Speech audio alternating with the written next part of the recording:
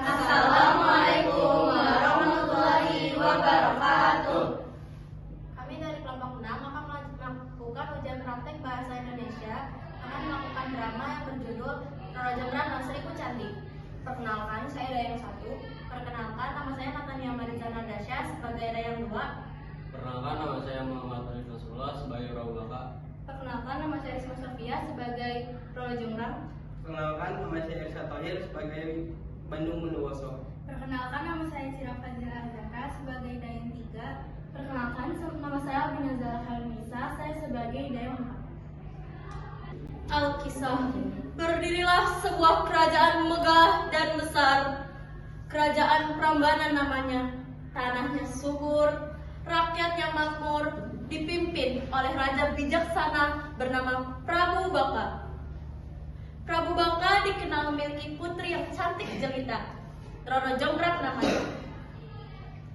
Dan di seberang terdapat kerajaan yang tak kalah besar, dipimpin oleh Pangeran Bandung Bondowoso bernama Kerajaan Pengging.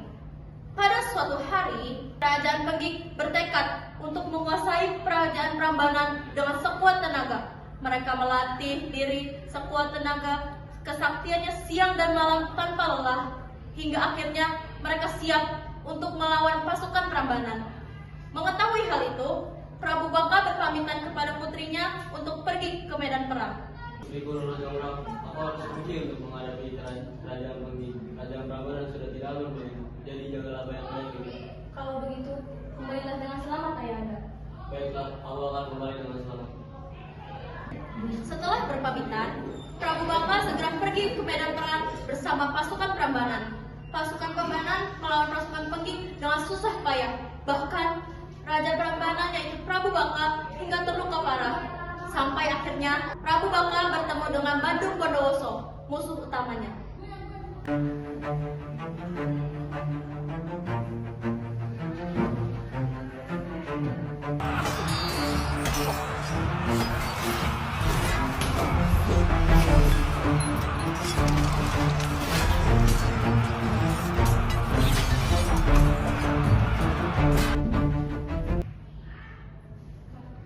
Peperangan telah usai, tapi tak semua berakhir sesuai apa yang mereka inginkan. Kerajaan Pengging menang dengan peluang yang sangat besar. Roro Jonggrang menangis di depan mayat ayahnya bersama dengan keempat dayangnya. Ayah, mengapa kekalahan ini harus menimpa kita? Kerajaan Baka hancur lebur. Tenanglah Gusti Putri, Pangeran Bandung Bondowoso itu, dia memang terlalu sakti. Mereka telah menguasai istana, kita harus berhati-hati. Di tengah meratapi dukanya, tiba-tiba Bandung Bondowoso masuk dengan tertawa keras. Apa yang kulihat? Sang putri Baka sudah berduka. Sudah di air matamu putri. Aku tidak datang sebagai musuh lagi. Pembunuh, kau telah membunuh ayahku dan merampas kerajaanku. Sekarang, apalagi maumu, Pangeran Bujana? Aku menginginkanmu Roro Jonggrang. Sejak pertama melihatmu, hatiku takluk. Jadilah permaisuriku. Jadilah ratu dari kerajaan baru ini. Menikah denganmu?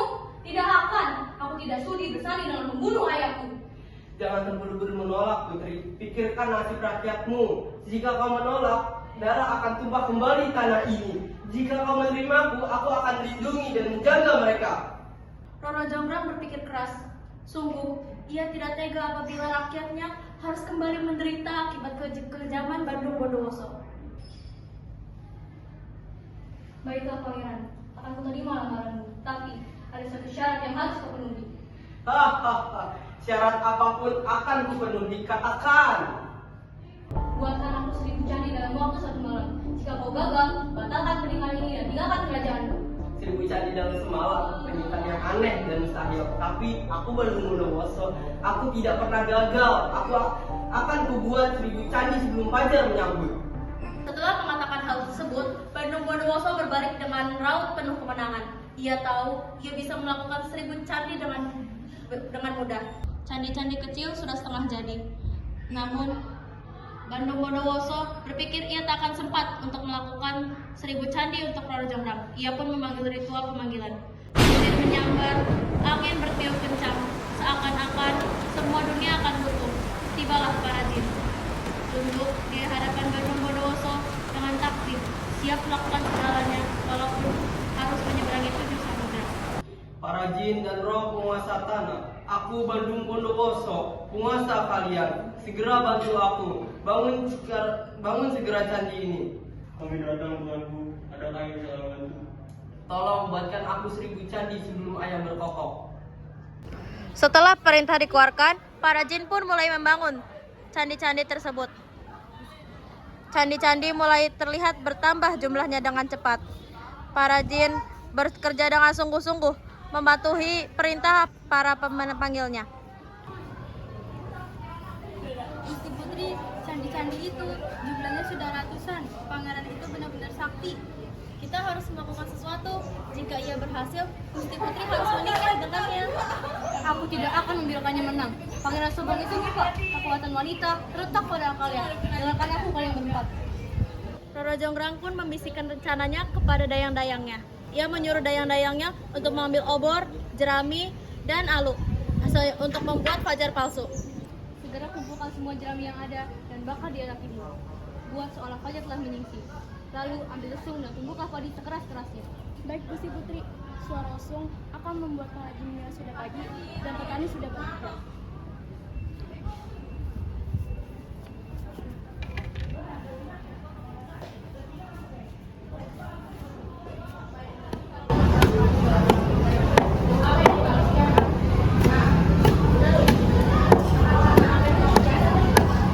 Para dayang pun memulai tugas-tugasnya, mendumuk jerami, menyalakan obor, membuat fajar seakan tengah menyingsing, mengakibatkan ayam-ayam berkokok. Sedangkan itu, di lapangan candi, para jin yang sedang membuat candi-candi mulai terkejut melihat adanya nyala api merah. Mereka mengira fajar sudah tiba. Mereka pun bergegas untuk pergi. Melihat hal itu, Bandung Bondowoso marah, mencoba menghentikan para jin.